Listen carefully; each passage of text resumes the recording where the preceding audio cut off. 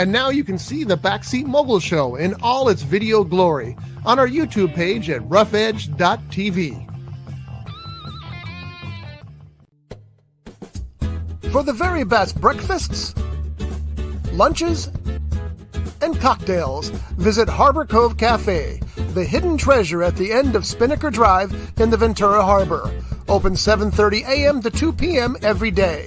Harbor Cove Cafe, located at 1867 Spinnaker Drive in the Ventura Harbor.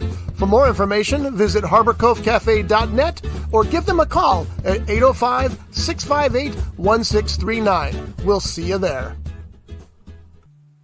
Showbiz is a cruel and shallow money trench, a long plastic hallway where thieves and pimps run free and good men die like dogs for no good reason. There's also a bad side.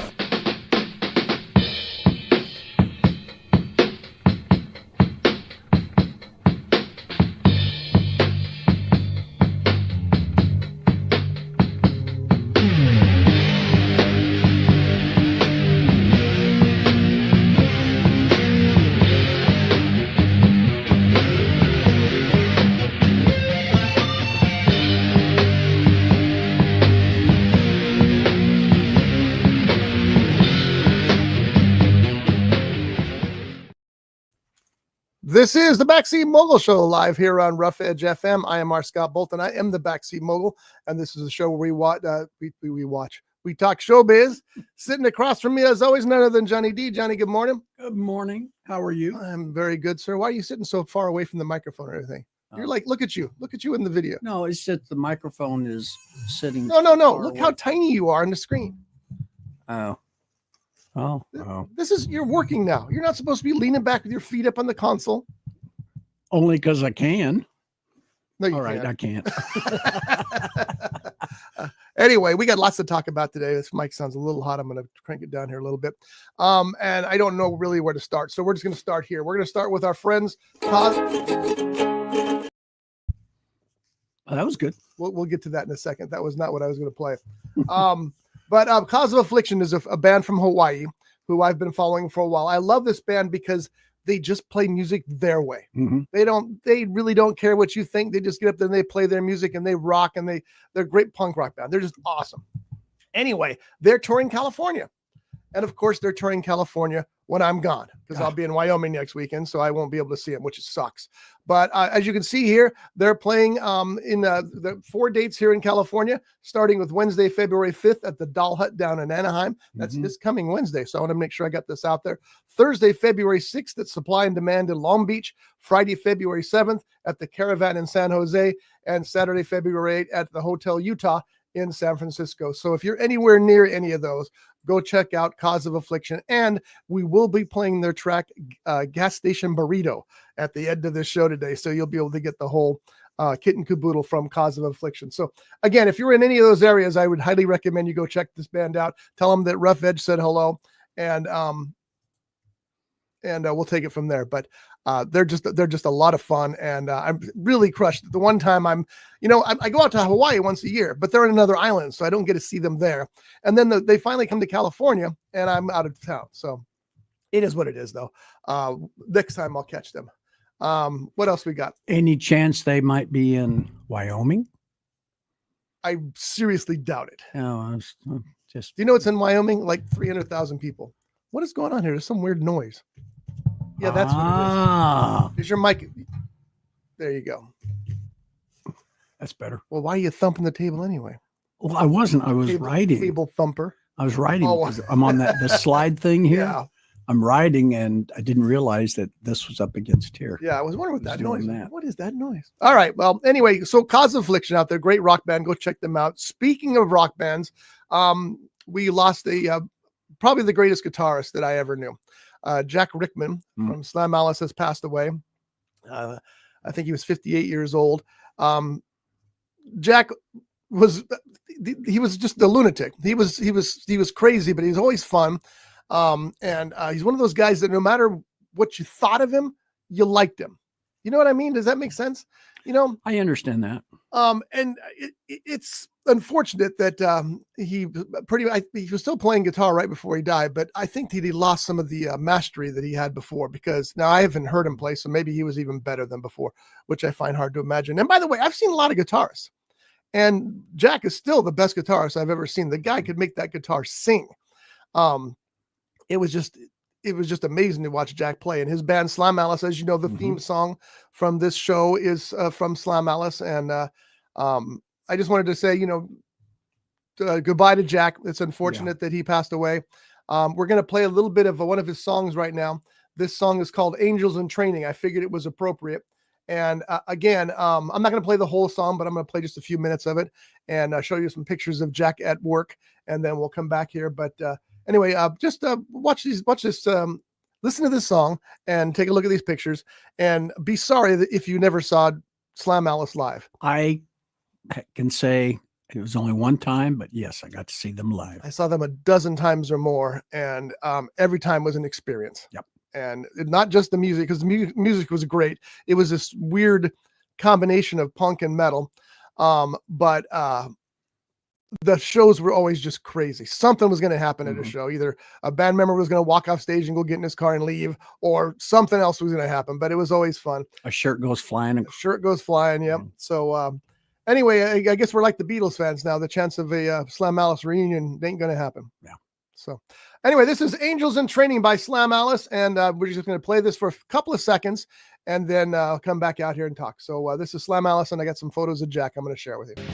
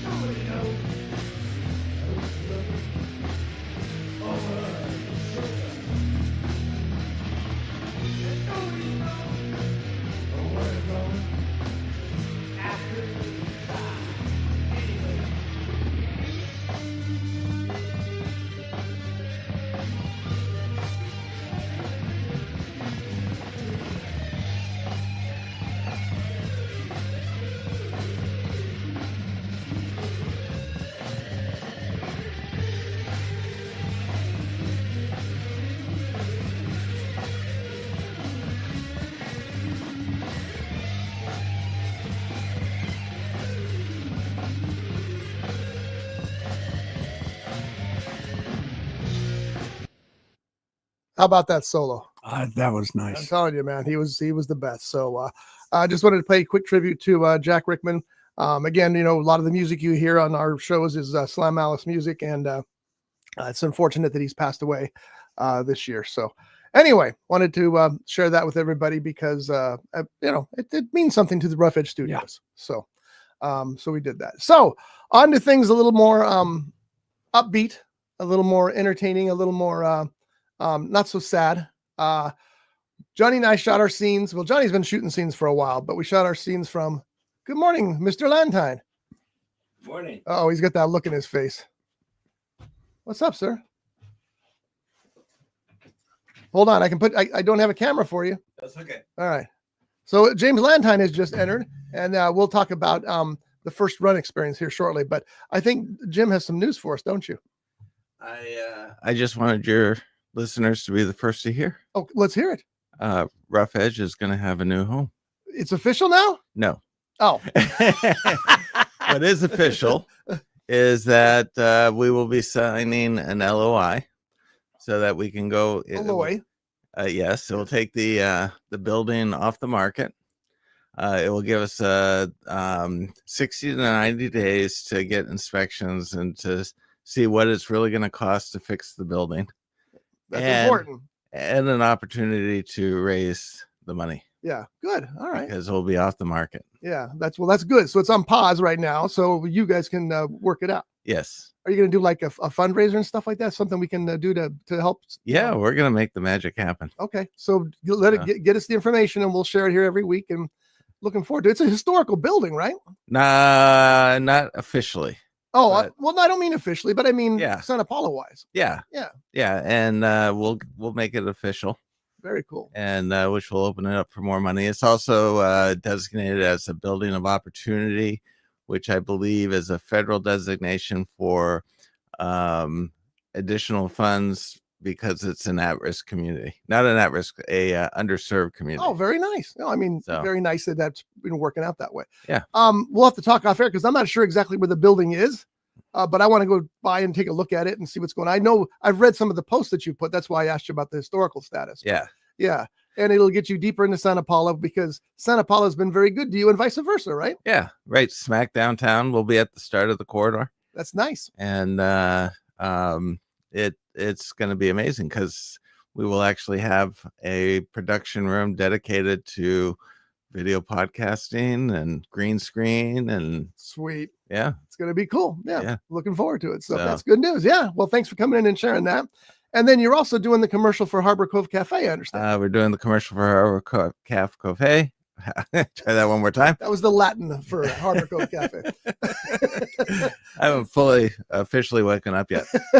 As well as I'm going to be doing a commercial for the Isabella Project. Oh, really? Now, what is the Isabella Project? Isabella Project is about getting kids into early childhood education before the younger kids. So kids that, again, underserved, and getting them an early start into learning and the language and all that kind of stuff. That sounds pretty important too. So, and not to mention the Santa Paula Film Festival that's coming up. Yeah, we already have 94 entries. When do I get my credentials?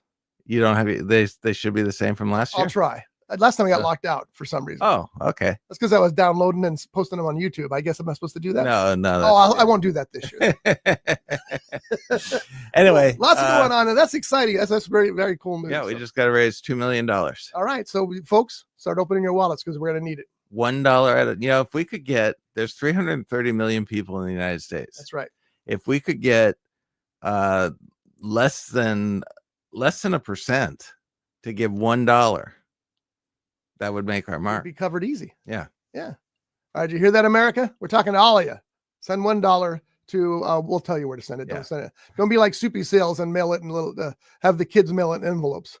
Yeah. All right. So that's all I got to report. Cool. All right. Well, thanks for coming in. You got any shows coming up? I mean, we got Spellbound coming up on Valentine's Day. Valentine's Day. With the one and only Doug Coleman. Nice. And we're going to have free wine and hors d'oeuvres for people who sign up and come. See, now you're talking. So you can go to Park 1055 for a nice dinner and then come here. Very nice. And Park 1055 is awesome. We went there and had cocktails and bar food at the happy hour. It was all great. Place is cool. So yeah. All right, cool. Yeah, and they're on the other end of the corridor. So we'll have a nice little sandwich. I like that very much. All right, thanks, Jim. All right. All right, now I gotta take that microphone. off. Johnny, you still there? Yeah, I'm still here. Okay, good. Yeah, so that's good news. I knew this was coming, and we'll have to go a little deeper into Santa Paula for our future shows, but it's still gonna be pretty awesome. So the hard part's gonna be moving this stuff. I hate moving refrigerators. I got to find somebody. I'll find some. You know what? I'll have the First Run kids come up here and move the refrigerator for me. So First Run is a new feature film that's directed by Jeff Genet, and Jeff was on the show. Next door, or 2 doors down, whichever, you've got that fitness place. Get them to come take it downstairs. Why would they do that without me paying them? They don't owe me anything. Well, they don't have to know that. But Jeff Genet owes me because I was in his film. I'm the superstar of First Run. Okay. Yeah, and if you believe that, you'll buy this watch.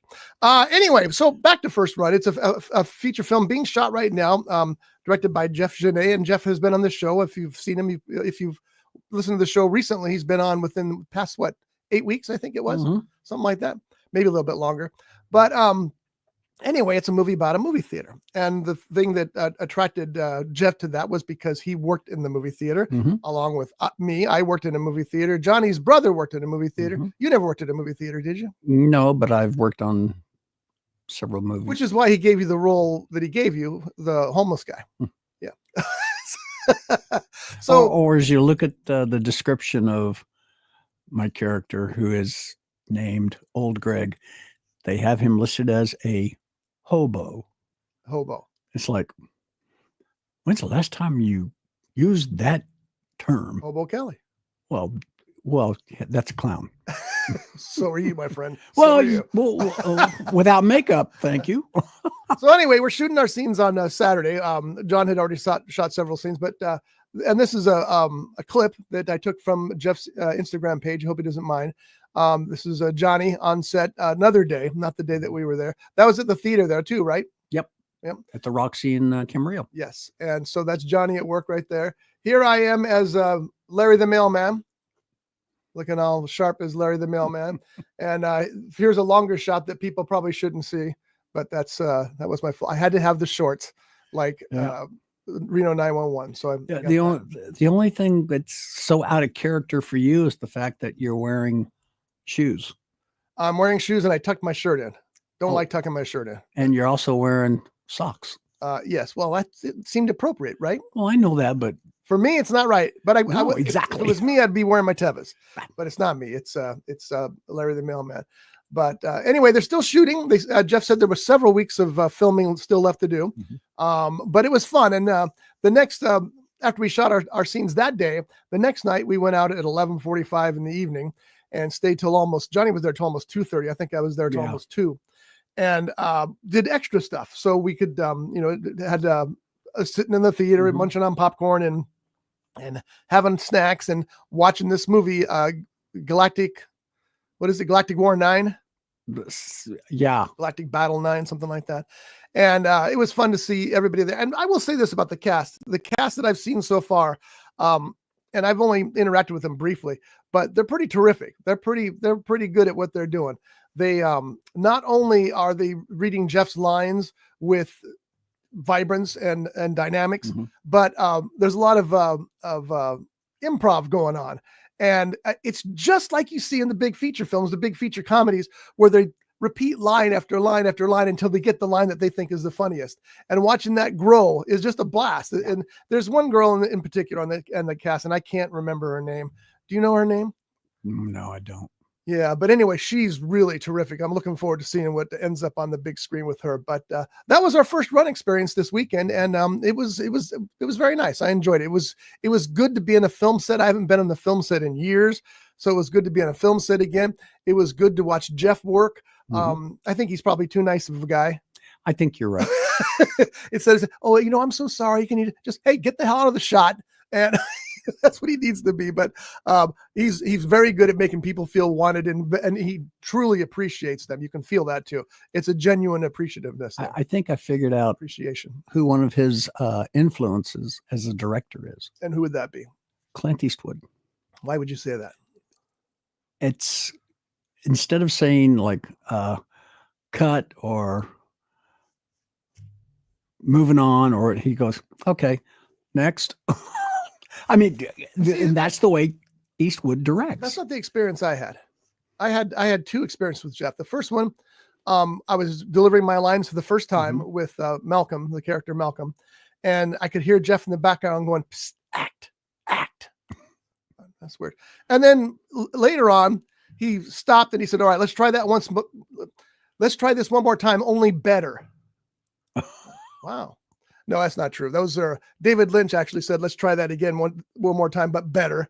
And Dave Thomas in Strange Brew was one of his act. So I'm sorry, Jeff. I had to throw you under the bus for those two jokes. It wasn't worth it, was it? Yeah, no, not really. All right. So anyway, that's what we got so far. Now it's time for everybody's favorite segment called "Can Scott Find It?" Is it as bad as they say it was? We'll find out now on the Backseat Mogul Show. I'm going to get a lot of heat for this one. I've already done this on KVTA. I'm going to do it again here, but there's a new Star Trek movie, Star Trek Section 31. It stars Michelle Yeoh as Philippa Georgiou. Here's Michelle right there.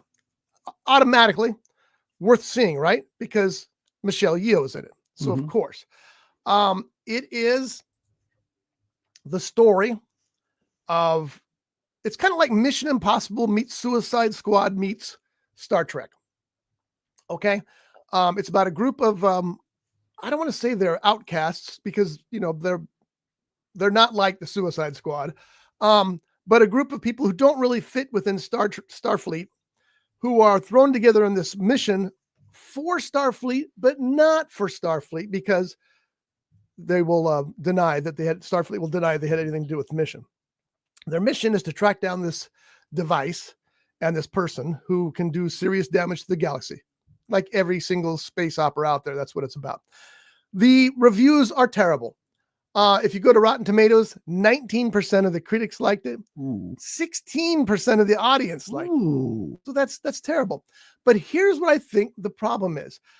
Instead of just enjoying this admittedly flashy, silly, goofy action-adventure movie that happens to be set in the Star Trek universe, people are upset it's not Star Trek. It doesn't have the Star Trek production value, mainly because it started out as a series, but because Michelle Yeoh won an Oscar, it suddenly became a movie. So they had to reconstruct it and make a movie. That's one. The second one is you can just tell it's not as cinematic even as Discovery, for example. The secret to Star Trek Discovery is it's cinematic. It's friggin' gorgeous. The special effects are perfect. This one's kind of dumpy. You know, it's kind of dumpy, but it's an action adventure picture, you know, at a lower budget because, again, it was started out as a series. And the other thing about it is it's not Star Trek in its theme. Star Trek always has a theme, whether it's racism or something like that. There's always something that Star Trek's talking about. This doesn't. It's just people shooting at people and blowing stuff up. Okay. It's nice to see that happen a little bit in something like this. Now, there's characters in that you can't stand. There's one character in particular I couldn't wait. I thought this guy's got to get killed soon. He turns out to be the bad guy, so he get what's coming to him because it's a Star Trek movie. And there's that kind of thing as well. I get that, but it definitely is not a 16 or a 19% movie. I'd give it a 60% movie because I enjoyed it that much. Again, now I'm a huge Star Trek fan, which is a plus and a minus because I could be one of those people who thinks, well, it doesn't really fit the Star Trek theme.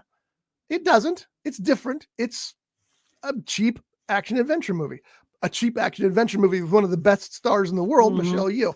And I will tell you this as well. I won't tell you who, but there's a fantastic cameo.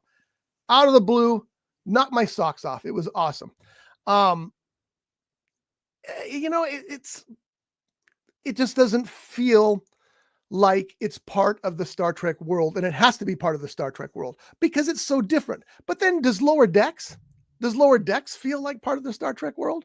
You don't even know what Lower Decks is, do you? Yeah, it's an animation. Oh, you do? I'm impressed. Yeah. I mean, why is that okay? I mean, I know they stick to canon a lot more in Lower Decks. Why is that okay and this not? I mean, why not just have a big action adventure movie in the Star Trek world. I enjoyed it, and maybe I'm in I'm definitely in the minority in this case. But I will watch it again. I mean, again, it's Star Trek, so I'm a Star Trek fan. It's different kind of Star Trek. Mission Impossible meets Suicide Squad meets Star Trek. Perfect description. If that intrigues you, I don't see how you couldn't like Star Trek Section 31. Do you remember the TV show Babylon 5? Vaguely. I never watched any of it. Okay. I'm thinking it was in Babylon 5. The actor who played Chekhov in the original Here we go, folks. Star Trek.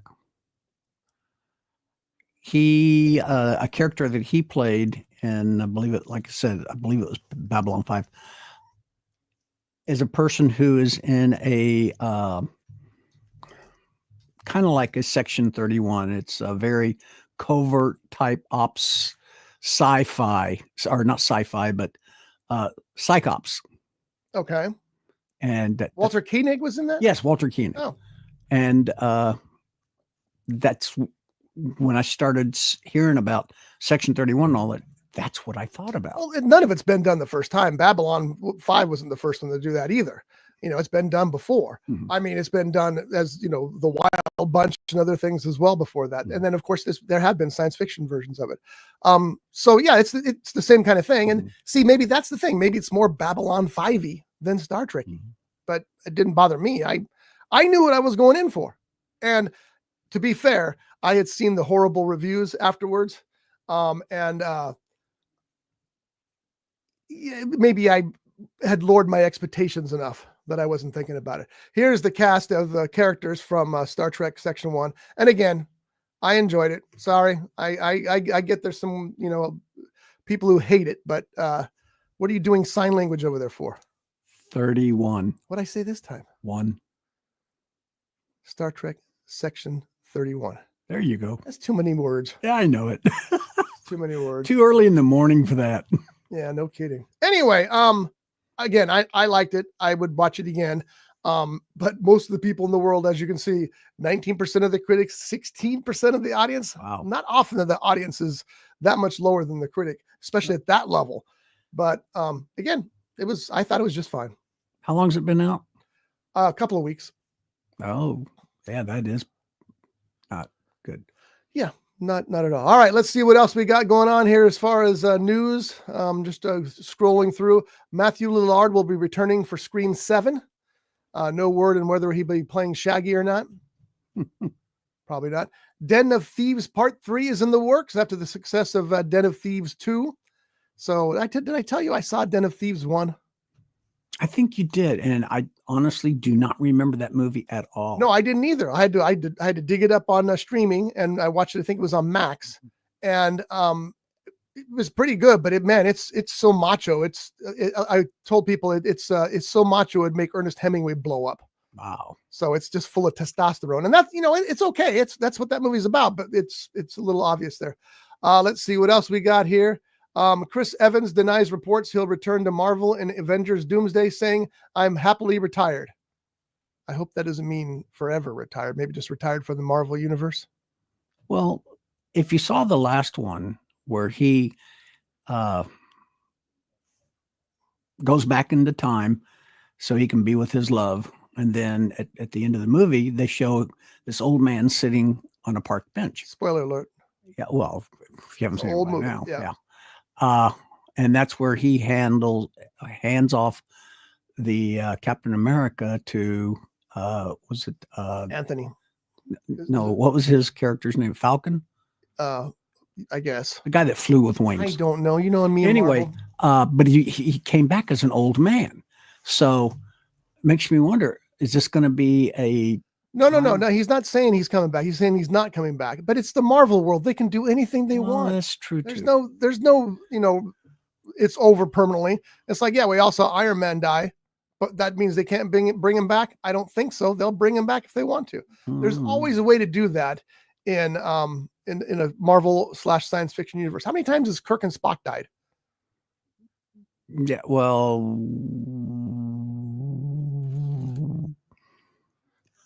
okay. It was just a rhetorical question.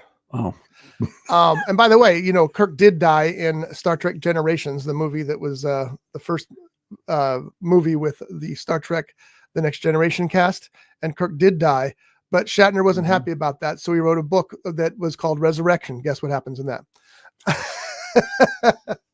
Let's see what else I got here. I don't know. I may have nothing else, and I got to get out of here early today, folks, because I have to go get tires for the car so I can drive to the airport next week. I'm going to be in Wyoming for Friday through Tuesday next week. Johnny's taking care of the dogs. Yep. And I forgot. No. I think they're taking care of me. That's probably true too. So anyway, I'm just scrolling through the news on Internet Movie Database. I got nothing else. So you know what? Well, have you watched anything lately, Johnny? Because I did. I just thought of this. Go ahead. Well, I've started watching the I don't know if you want to call it the new season or the continuation of the last season or what, the different shows that are on the major networks, ABC, NBC, CBS.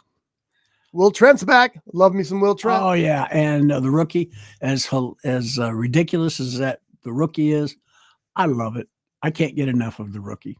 I'm with you. It's just silly as all get out. They could stop all the gunfire in Los Angeles just by firing Nolan and sending him somewhere else, because every time he goes anywhere, people are whipping out guns shooting at him. That's true. And it is a silly little series, but man, you do get addicted to it. And Nathan Fillion is just watchable. Oh yeah, he's so good in everything he does. Our friend Julie from the Friday Shot Day show, she's been sick all week. She's had some really horrible cold, and she's watched all of Castle. She'd never seen Castle before. Really? Which reminds me, I bought you a present yesterday, but you don't get it for a while. Oh, okay. I found a hardcover copy of the second Heat book. Ooh. And I know you like hardcovers, and I know you like the Heat books, but I haven't read it yet, so you're gonna have to wait. When I'm done with it, it's yours. So, have you been watching Monk? I have not. I'm not going to start in season 4. Oh, I got to start from the beginning again, but I will. Okay. It's like there's 2 shows that I want to see that way. I want to see all of Monk again, and I want to see all of Preacher again. Those 2 shows I just fell in love with, and I've been buying the Preacher DVDs and Blu-rays. But Johnny gave me season 4 of Monk, which he bought for a whopping $1. Yeah, at a thrift store, which was surprising. Yeah. Speaking of Castle. Yes. Castle, Richard Castle is an author.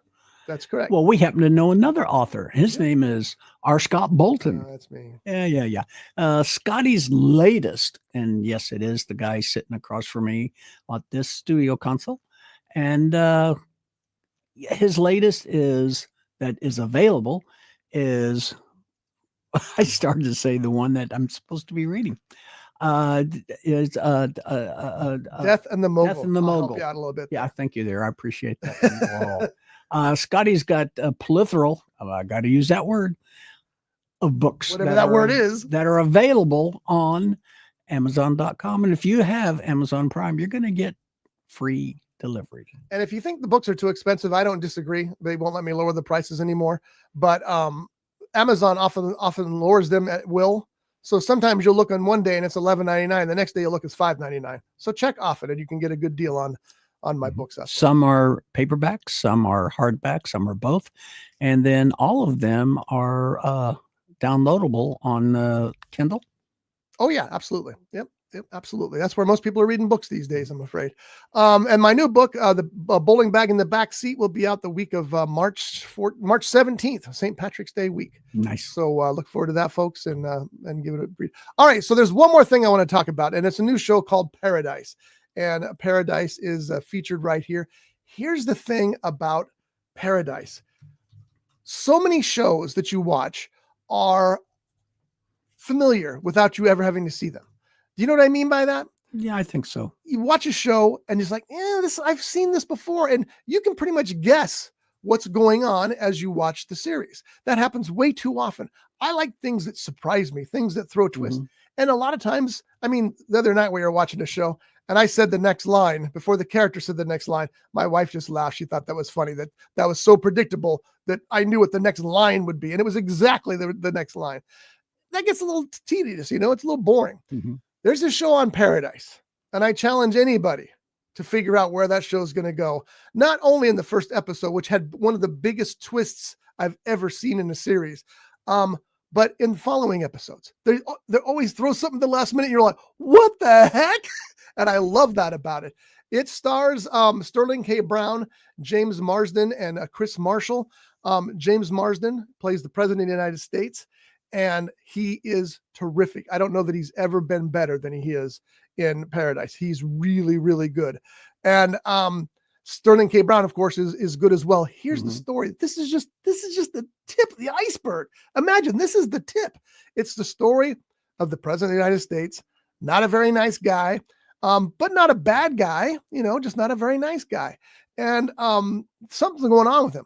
People can feel it, but they don't know what it is. Sterling K. Brown is his head of security, and he's staying at the house that he stays at. It's not the White House, I don't think. Maybe it is. I don't think so, though. But he gets up. He's waiting for the president to get up one morning. The president's usually up by 8 o'clock, and he hasn't got up yet. So he goes over and knocks on the president's door. Mr. President, no answer. He says, Mr. President, I'm coming in. He opens the door. He goes in. President's dead on the floor with a head wound. Ooh. Now this place has been locked down, and the security team's the only ones there. And then the mystery starts to unravel. But before the mystery starts to unravel, there is this twist that will it's like somebody grabbed your head in one of those Schwarzenegger movies and twisted it. It's so stunning. Your jaw just drops, and it makes it so much more interesting because of that. It's wild. And we're on episode 4, I believe, right now. And at the end of episode 4, boom, it's like, oh, you did it again. And keep it up. Keep that up, Paradise, and I'll be hooked. It's on Hulu right now, so you can check it out there. Again, the cast is terrific. It's a extremely well-written show, extremely well-acted show, and it will keep you guessing. And I got to give points to anything that does that these days, because so much seems to be copy and paste.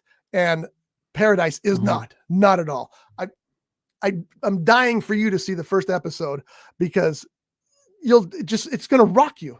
I promise you're going to be, what the, it's just amazing. So that's Paradise on Hulu. You got anything else? Cause I probably should get out of here. No, not really. Really? Yeah. Really? Oh, hey, it was a good, sausage and egg, sandwich from Jack in the Box today. Congratulations. A little plug there for them. Well, why? They don't give us nothing. Hey, yeah. How about giving us, okay. Yeah. Throw us a couple sandwiches. We'll mention Jack in the Box. Yeah. You listening, Jack? Mr. Box? Yeah. All right. Before we go, as I promised, we're going to play Gas Station Burrito by our friends Cause of Affliction. And again, they are on tour.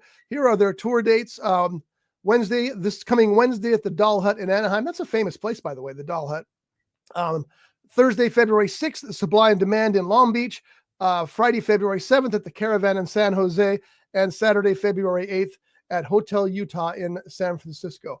If you're anywhere near any of those places, I highly recommend you check them out, because they are a lot of fun. And this song will prove it to you. This song is called Gas Station Burrito. And just give it a listen and see what you think. It's kind of punkish. It's more punkish than anything else. But it's just, you can tell these guys are having fun. And I love them for that.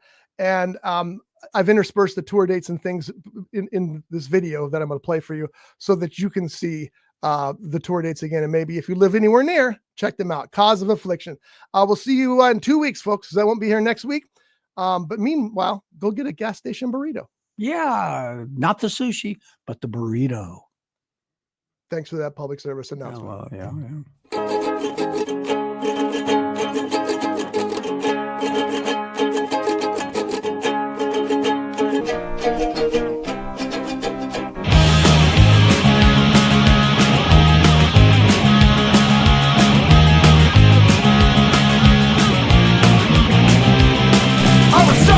Death and looking for a bite, but it was late after midnight.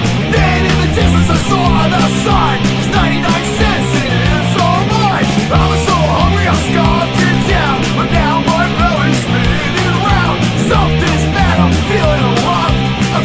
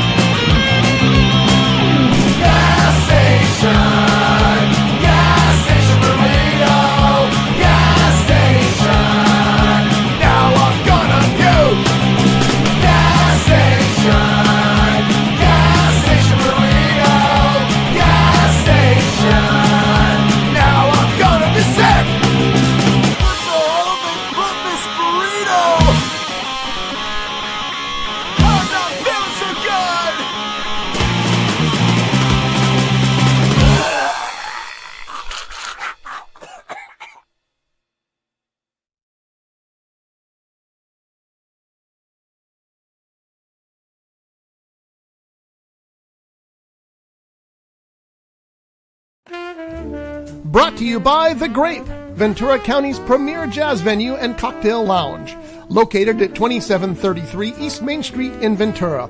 For menu and music schedule, visit them online at thegrape.club.